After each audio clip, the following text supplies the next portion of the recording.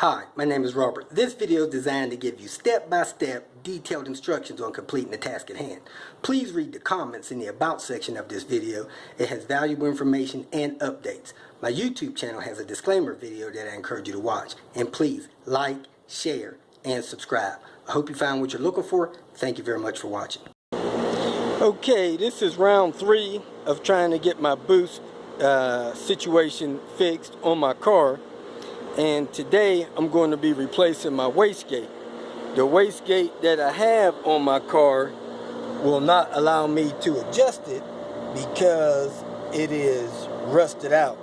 If you look right here, the adjustment nut in the rod is extremely rusted.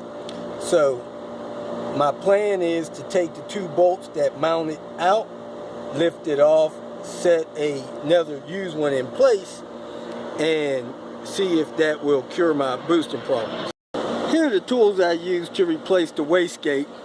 I have a 1/4 inch and 3/8 inch 12 millimeter short socket, a 3/8 inch long 12 millimeter socket, ratchet wrench, small ratchet 7 millimeter to take the air tube off, a couple of extensions, newer bolts if you need them for the wastegate mounting bracket, a pin if you need it, and then of course your replacement wastegate.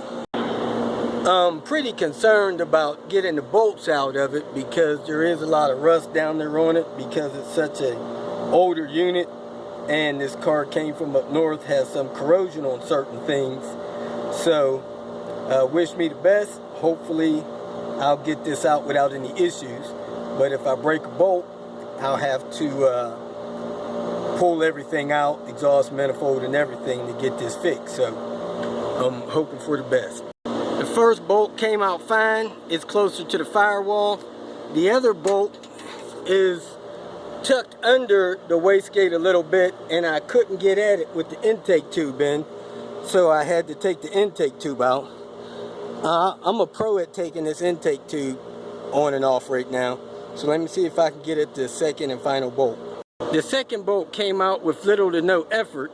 Heck, it even kind of looks like a newer bolt. So who knows, maybe this bolt was changed. I'm gonna look at the 2 bolts I pulled off of the one that I'm using and see if they're any better.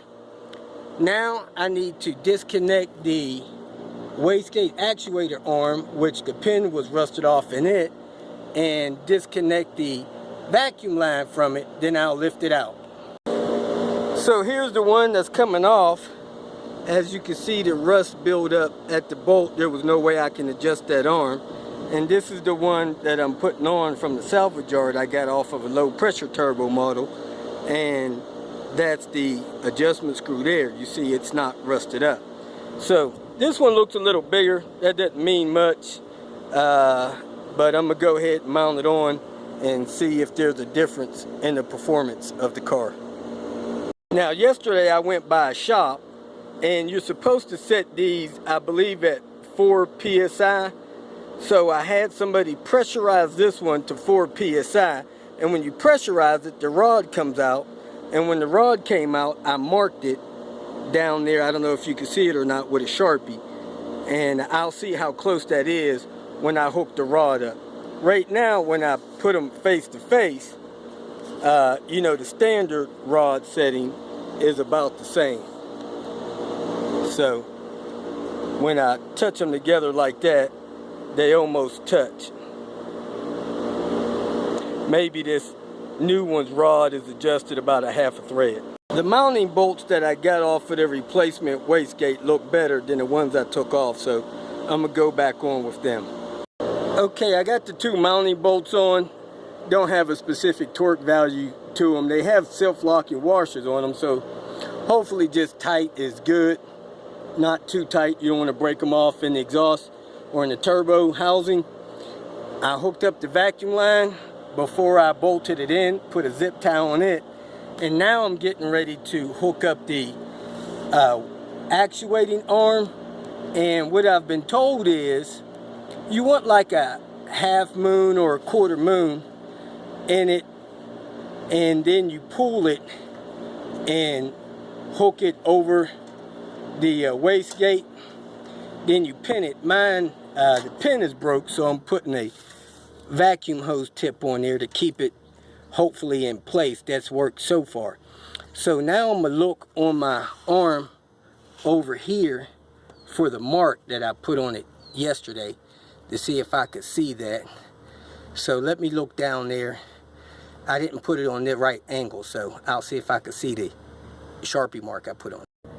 Well, I'm one of the weird people that keep a dental mirror in my car. I use it to check brakes, and by looking around on it, it looks like I could barely see the Sharpie mark on the shaft. So I think it's where I need it to be. I'll drive it, test it, see if it's over boosting or not. Okay, I got my MAF plugged back in. I got my intake tube on. I got my PVC lines hooked back up, my PTC plugged back in, and everything hooked up on the wastegate. I didn't put the heat shield back on yet, which I'll do after I get all this sorted out. So I'm gonna go ahead and take it for a drive and see if I get a little bit better response on boosting. Okay, that's my cluster there. It's reading the horsepower on my scan gauge down there around 10 right now, and you see my boost gauge up in the top. In a few seconds here, whenever the traffic is clear, I'm gonna put my foot in it so you can see how far the boost gauge goes over and how many horsepower my scan gauge reads. Before I changed my wastegate, it was only reading about 176 horsepower, and the white area of the boost gauge was going over probably about 25% into the white.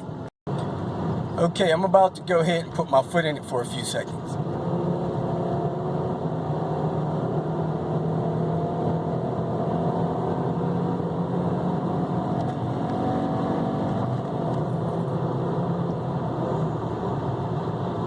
Seems like it's doing just about the same thing.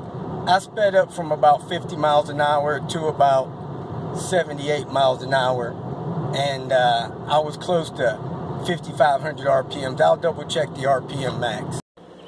This was the max RPM for my boost run that I did. If you feel that this information was beneficial, please like it and share it with your social media friends. You can also subscribe to my channel so that you can get notification of future videos that I post. Visit my channel. I have all types of do-it-yourself videos there. You can leave questions here and I'll try to respond to them as quick as possible. You can also visit my website at robertspinner.com. Thanks again for watching.